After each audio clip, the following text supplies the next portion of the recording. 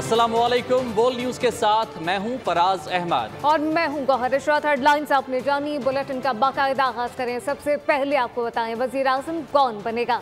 अरकान असम्बली कल वोट के जरिए अपना फैसला सुनाएंगे। इत्तेहादी जमातों के उम्मीदवार शहबाज शरीफ और सुन्नी इत्तेहाद कौंसिल के उमर अयूब आमने सामने होंगे। दोनों उम्मीदवारों ने कागजात नामजदगी जमा करा दिए हैं। शहबाज शरीफ को 200 से ज्यादा और उमर अयूब को 90 से ज्यादा वोट मिलने का इम्कान है। कौन होगा वजीर आजम पाकिस्तान, फैसला इतवार को होगा। इत्तेहादी जमातों के उम्मीदवार शहबाज शरीफ और सुन्नी इत्तेहाद कौंसिल के उमर अयूब मुकाबले में हैं। दोनों उम्मीदवारों के कागजात नामजदगी मंजूर हो चुके। इलेक्शन में शहबाज शरीफ को 200 से ज्यादा वोट मिलने का इम्कान है। उमर अयूब को 90 से ज्यादा वोट मिल सकते हैं। कौमी असम्बली में मखसूस नशिस्तें मिलने के बाद नून लीग के नंबर सबसे ज्यादा 108 हैं। 14 मखसूस नशिस्तें मिलने के बाद पीपल्स पार्टी के 68 अरकान हैं। MQM को 5 मखसूस नशिस्तें मिली थी, जिसके बाद मुत्तहदा अरकान की तादाद 22 है। काफ लीग के 5 और इस्तेहकाम पाकिस्तान पार्टी के 4 अरकान भी इत्तेहाद का हिस्सा हैं। दूसरी जानिब मखसूस नशिस्तों के बगैर सुन्नी इत्तेहाद कौंसिल के 91 मुंतखब अरकान असम्बली में हैं। 8 नशिस्तों वाली JUI ने किसी भी उम्मीदवार की हिमायत न करने का ऐलान कर रखा है। और दूसरी जानिब सदारती इलेक्शन के लिए आसिफ अली जरदारी ने कागजात नामजदगी जमा करा दिए हैं। बानी PTI ने महमूद खान अशरफजई को उम्मीदवार नामजद किया है।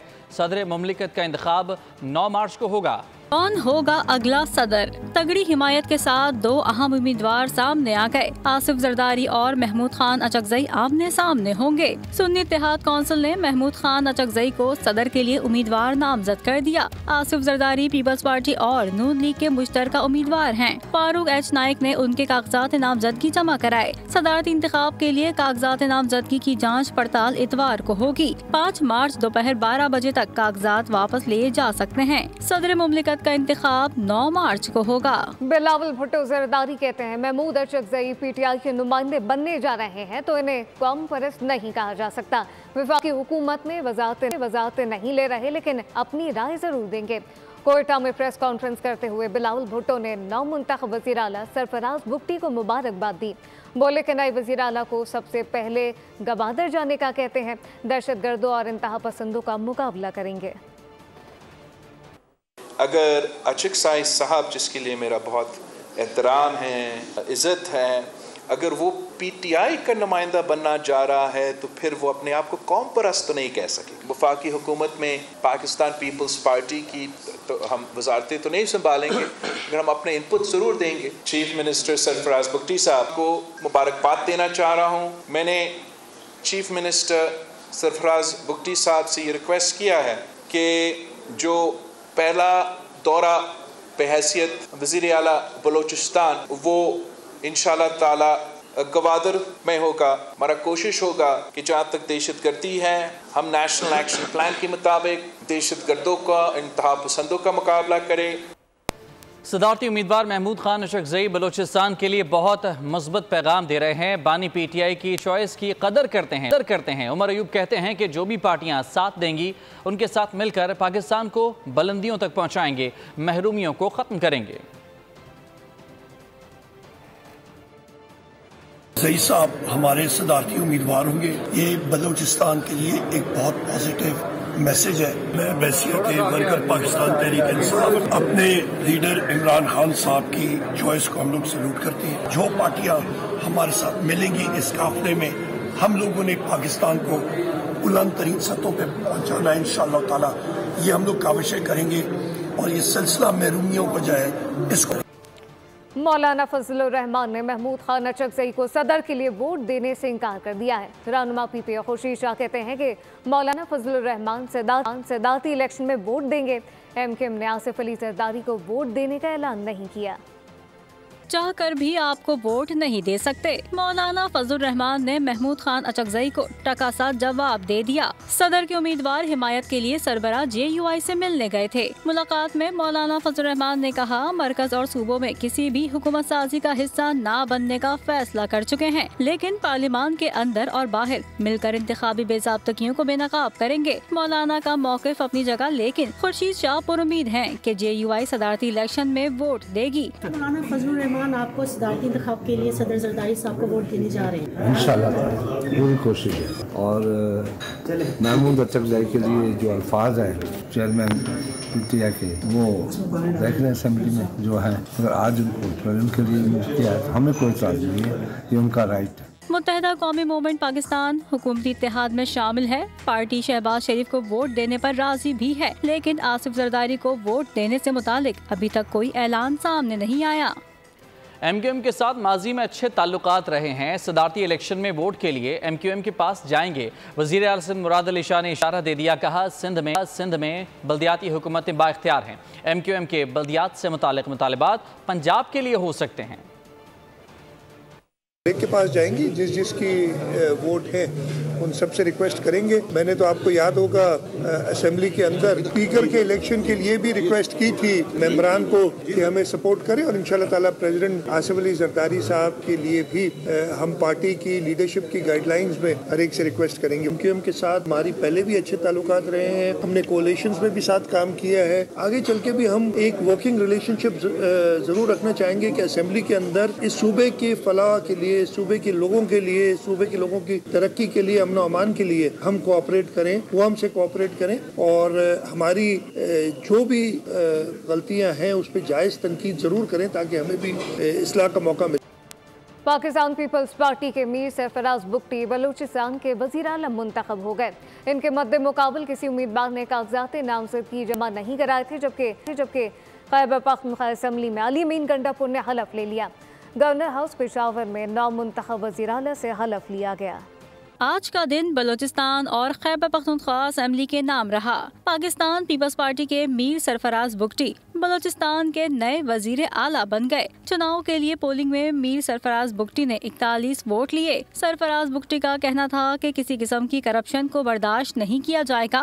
खैबर पख्तूनख्वा में हुकूमत साजी का अहम मरहला मुकम्मल हो गया। अली अमीन गंडापुर ने वजारत आला की कुर्सी संभाल ली। हल्फ बर्दारी गवर्नर हाउस पेशावर में हुई, जहाँ गवर्नर हाजी गुलाम अली ने वजीर आला से हल्फ लिया। अली अमीन को चुनाव में 90 जबकि डॉक्टर इबादुल्ला को 16 वोट मिले।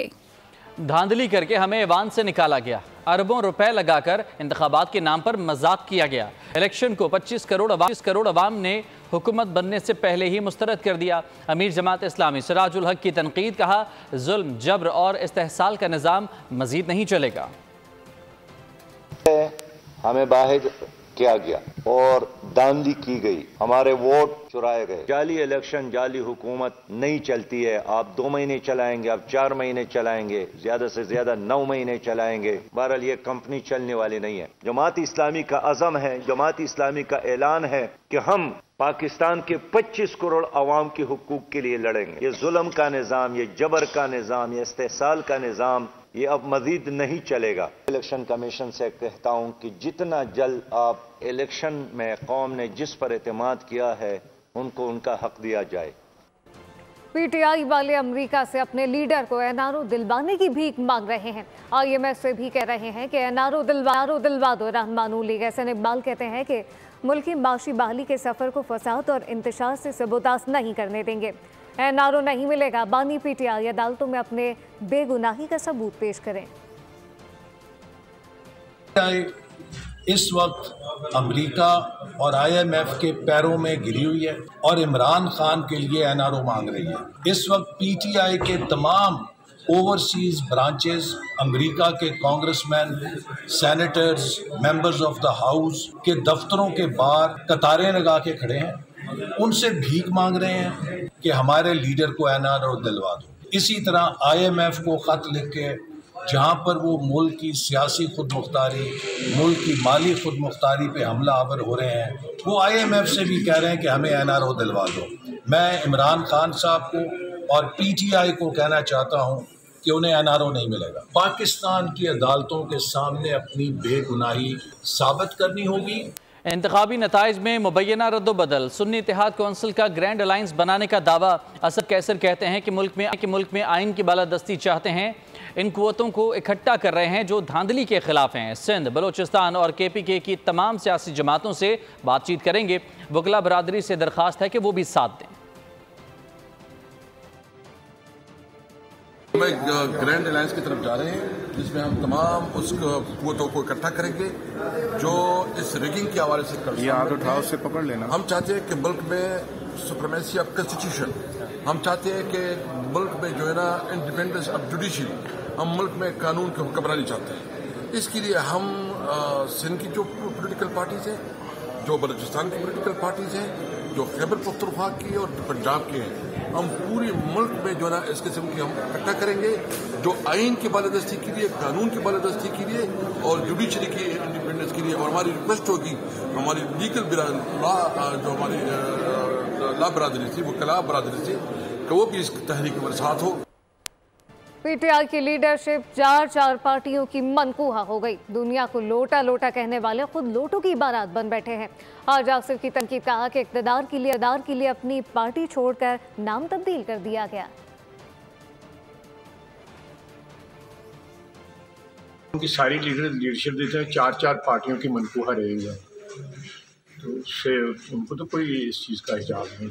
कल वज़ीर आज़म का इंतखाब जो हो रहा है, दुनिया को लोटा कह रहे थे, सारी लोटों की बारात जो है वो बैठी हुई थी, इकट्ठी सारी बैठी हुई थी, जिसका नाम सुन्नी ताद है। ये लेटेस्ट लोटाइज्म है। इक़्तिदार के लिए और इक़्तिदार की हवस के लिए लोग अपनी शनाख्त और अपना नाम भी उधर लेते हैं।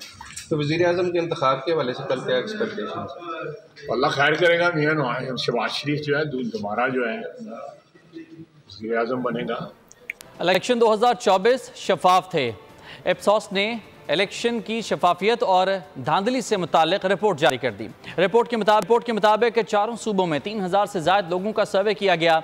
हर 5 में से 3 पाकिस्तानियों का ख्याल है कि इलेक्शन का इनेकाद शफाफ और मुनसिफाना था। पंजाब में 63, सिंध में 62%, बलूचिस्तान में 55 और केपी में 33% अवाम के मुताबिक इलेक्शन शफाफ हुए। 54% अवाम का ख्याल है कि इलेक्शन शफाफ थे। 39% ने इंतखाबात को धांधली ज़दा करार दिया। सर्वे के मुताबिक तमाम सूबों से खैबर पख्तूनख्वा में सबसे ज़्यादा धांधली हुई, जो कि 73% थी। मौसम की सूरत हाल का जिक्र करें, आपको बताएं कि पंजाब, खैबर पख्तूनख्वा, बलूचिस्तान में बारिशों से अम्बात में इजाफा हो गया है। मुख्तलिफ हादसात में 17 अफराद जाँ बहक और 23 जख्मी हो गए। लैंडस्लाइडिंग के बायस शारा कराकरम कई मकामात पर बंद हो गई है। चल्लास, दियामर और कोहिस्तान में बारिशों से मजीद लैंडस्लाइडिंग का भी खदशा है। पाकिस्तान में बारिशों के हालिया सिलसिले ने तबाही मचा दी। तूफानी बारिश, हवा के तेज झक्कड़ और लैंडस्लाइडिंग से दर्जनों अफराद लुकमा अजल बन गए। खैबर पख्तूनख्वा में इंतजामी गफलत ने मासूम शहरियों की जान ले ली। PDMA के आदाद शुमार के मुताबिक लैंडस्लाइडिंग से 13 घरों को जिसवी, जबकि 21 घर मुकम्मल तौर पर तबाह हो गए। बाजोड़ में छत गिरने से 2 बच्चे जाँ बहक और 2 खवातीन जख्मी हो गयीं। पेशावर में भी मकान की छत गिरने से 1 शख्स जान से गया, 4 जख्मी हुए, जबकि 15 मवेशी भी जख्मी हुए। लोअर दीर में तोदे की जद में आकर 3 अफराद जाँ बहक और 1 जख्मी हुआ। बारिश के बायस बलूचिस्तान में भी सूरत हाल मुख्तलिफ नहीं। बारखान और खारान में मकान की छत गिरने से 5 अफराद लुकमा अजल बन गए। खानपुर में बारिश के बायस घर की दीवार गिर गई, जिसकी जद में आकर 6 साला बच्चा जाँ बहक हो गया। और अभी खबर देंगे आपको सवात का मारूफ सयाहती मकाम कालाम, जहां बाफर के मकाम पर ग्लेशियर आने से रोड बंद हो गया है। रोड की बंदिश से तकरीबन 17 से 5 गाड़ियों में वहां फंस चुके हैं। मजीद तफसीलात जानते हैं, बोल के नुमाइंदे अनवर शाह हमारे साथ मौजूद हैं। अनवर, बताइएगा सिचुएशन क्या है वहां पर और रेस्क्यू के लिए क्या इक़दाम किए जा रहे हैं? जी बिल्कुल, अभी कालाम के जो इलाका है बापर, वहाँ पर ग्लेशियर आने से तकरीबन 17 के करीब जो सयाह है वो फंस गए हैं। वो उनके साथ फैमिलीज भी है, बच्ची भी है, खवातीन भी है, वो गाड़ियों में महसूर है। उन्होंने हुकूमत से मुतालबा किया है, इंतजामिया से अपील की है कि रोड खोलने के लिए जल्द से जल्द इकदाम उठाए जाए।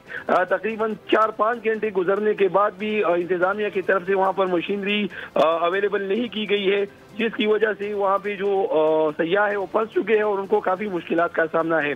यहाँ पर मैं ये भी बताता चलूँ कि स्वात के सयाहती इलाकों में बर्फबारी देखने के लिए सयाहों की गैर मामूली तादाद जो है वो इन सयाहती मकामात का रुख कर रही है और कालाम में इस वक्त सयाहों की बड़ी तादाद जो है वो मौजूद भी है। जी ठीक है अनवर, बहुत शुक्रिया आपका तफसीलात के लिए।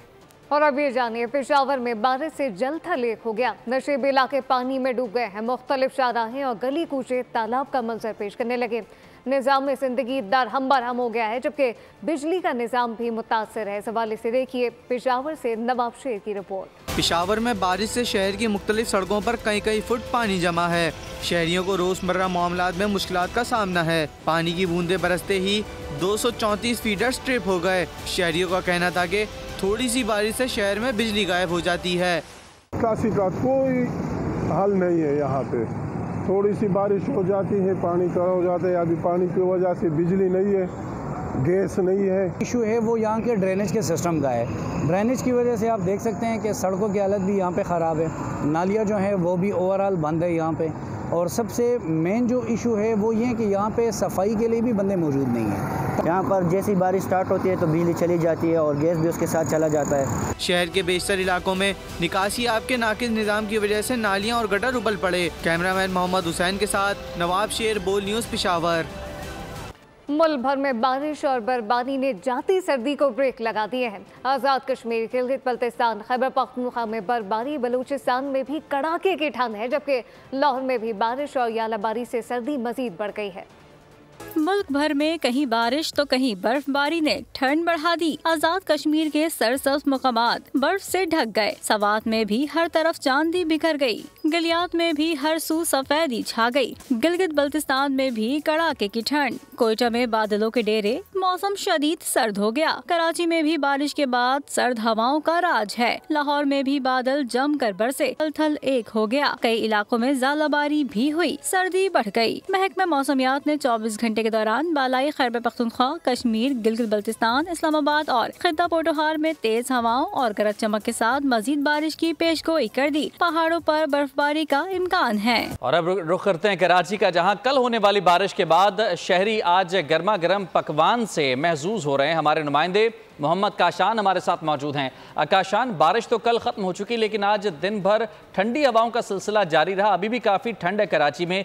आप कहां पर मौजूद हैं? कौन कौन से पकवान इंजॉय किए जा रहे हैं यहाँ?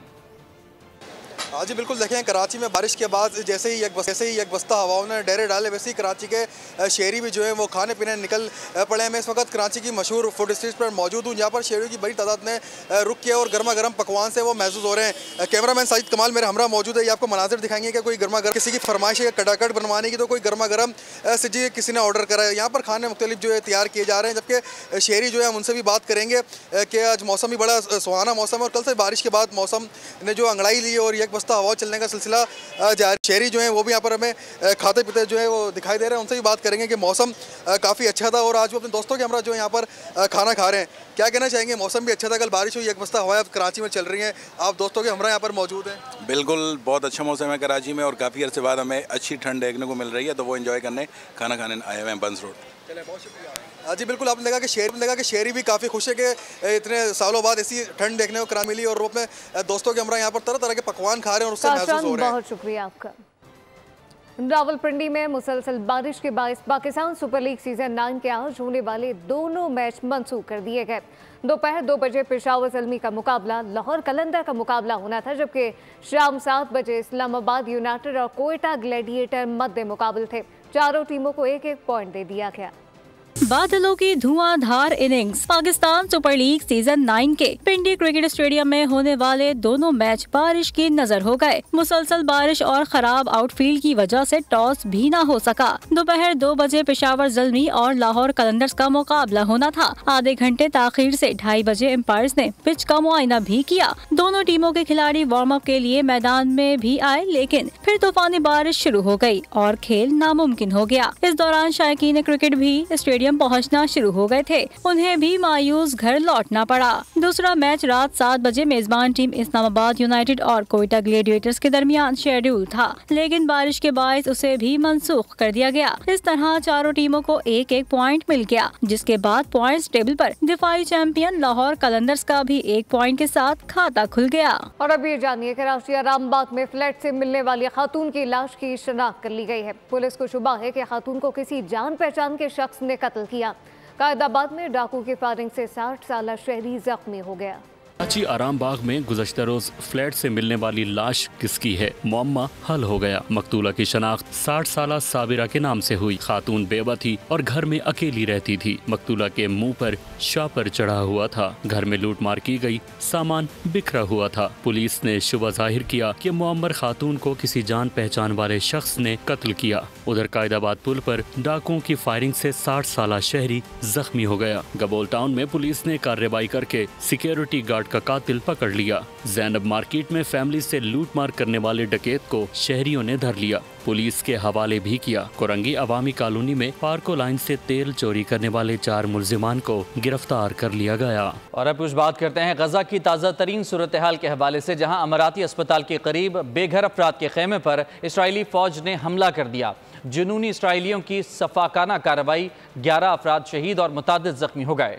फलस्तीन लहू लहू है। किबला अव्वल में सहयूनियों की बर्बरियत जारी है। फलस्तीनी तिब्बी ज़राए के मुताबिक इसराइली काबिज फौज ने गजा की पट्टी में 24 घंटों के दौरान 10 कत्ले आम में 90 से ज़ायद फलस्तीनी शहीद कर दिए, 126 जख्मी भी हुए। 7 अक्टूबर से इसराइली खूनरेजी से शहदा की तादाद 30,320 हो गई है, जबकि मजीद 71,533 फलस्तीनी जख्मी हो गए हैं। दुनिया भर में गजा के मजलूम फलस्तीनियों से ज़्यादा यकजहती के लिए मुजाहरों में शिद्दत आ गई है। मुजाहरीन का गजा में जंगबंदी का मुतालबा सामने आ गया। नेदरलैंड के शहर एम्स्टरडैम में दर्जनों अफराद ने फलस्तीनियों से सारे यकजहती के लिए एहतजाजी धरना दिया। गजा में फौरी जंगबंदी का मुतालबा किया और इसराइली मसालिम के खात्मे के लिए आलमी इदारों से मदद की अपील की। लबनान में मिस्र सफारतखाने के सामने इसराइल के खिलाफ एहतजाजी मुजाहरा हुआ। एहतजाजी मुजाहरीन ने गजा की पट्टी में इमदाद की तरसील के लिए रफा क्रॉसिंग खोलने का मुतालबा किया। बहरीन और यमन में भी अहले फलस्तीनियों के लिए लोग सड़कों पर आ गए। मुल्क भर में गाड़ियों और पेट्रोल की आसमान से छूती कीमतों के पेश नजर लाड़काना के नौजवान मोटर मैकेनिक ने खुद साख्ता जीप तैयार कर ली है। मेड इन लाड़काना जीप पर देखते हैं शहजाद अली खान की ये रिपोर्ट। पेशे खिदमत है made in Larkana jeep. 1 litre में चले 30 किलोमीटर से भी ज्यादा। लाड़काना के रिहायशी नौजवान मोटर मैकेनिक मुसव्विर खोकर ने पाकिस्तानियों के लिए सवारी का मसला हल कर दिया। 200 सीसी इंजन पर चलने वाली जीप तैयार कर ली, जिसमें 4 या 5 आदमी बआसानी बैठ सकते हैं। 4 से 5 लोग बैठ सकते हैं और आप आराम से इसको एक ही दफा में जो है ना 200 या 250 किलोमीटर चला सकते हैं। वक्त तकरीबन 3 महीने लगे हैं और लागत 5 से 5.5 लाख रुपए। ये पेट्रोल की टैंकी है, इसमें 200 सीसी इंजन है, इसमें रिवर्स का हमने कुमक लगाया हुआ है, ब्रेक सिस्टम इसका यहाँ पे लगाया हुआ है, इसका स्टीयरिंग बक्सा लगाया हुआ है। मुसव्विर खोकर ने जीप की तैयारी के लिए सामान लाड़काना की लोकल मार्केट से ही खरीदा। सस्ते सफर और रोजमर्रा उमूर अंजाम देने के लिए जीप की तैयारी पर शहरियों ने खुशी का इजहार किया। शहजाद अली खान, बोल न्यूज़, लाड़काना। पाकिस्तान स्टार्टअप के 10 साल मुकम्मल होने पर इस्लामाबाद और अमरीकी सिफारत खाने ने खुसूसी प्रोग्राम मुनाकिद किया। प्रोग्राम का मकसद पाकिस्तान के ज़हीन तरीन और अहम प्लेयर्स को सामने लाना था। प्रोग्राम के तहत पाकिस्तान के 10 शहरों में 10,000 से जायद नए कारोबारी इदारों में मुकाबले की फ़ज़ा पैदा करना था। तकरीब से पब्लिक उमूर की डिप्टी काउंसलर वॉलरी ब्राइन ने कहा, स्टार्टअप ने पाकिस्तान में कामयाब कारोबार की बुनियाद रखी है। This connection between the US and Pakistan and give opportunities for many of these people to create the businesses and really take their ideas and build on them. And so we've been doing this for over a decade. ताई इस्लामाबाद के सदर साकिब अहमद और साबिका वजीर नईम जमींदार का कहना था कि स्टार्टअप ने बहुत से कारोबारी इदारों की तश्कील में अहम किरदार अदा किया। US एम्बेसी के साथ मिलकर ये स्टार्टअप कप, जिसमें हम पाकिस्तान के एंटरप्रेन्योर्स को एक मौका फ्राहम करते हैं कि वो पाकिस्तान के अंदर आकर US के एम्बेसी के साथ मिलकर इन प्रोग्राम्स के ऊपर काम करें। मुनक्किदा तकरीब में मुकर्ररीन का कहना था कि पाकिस्तान स्टार्टअप कप ने कामयाब कारोबार के लिए अहम किरदार अदा किया। कफील अहमद, बोल न्यूज़, कराची। के साथ न्यूज़ बुलेटिन से फिलहाल इतना ही। मज़ीद खबरों और अपडेट्स के लिए विजिट कीजिए हमारी वेबसाइट bolnews.com और आप देखते रहिए बोल न्यूज़। सब्सक्राइब करें और बेल दबाएं ताकि कोई खबर रह न जाए।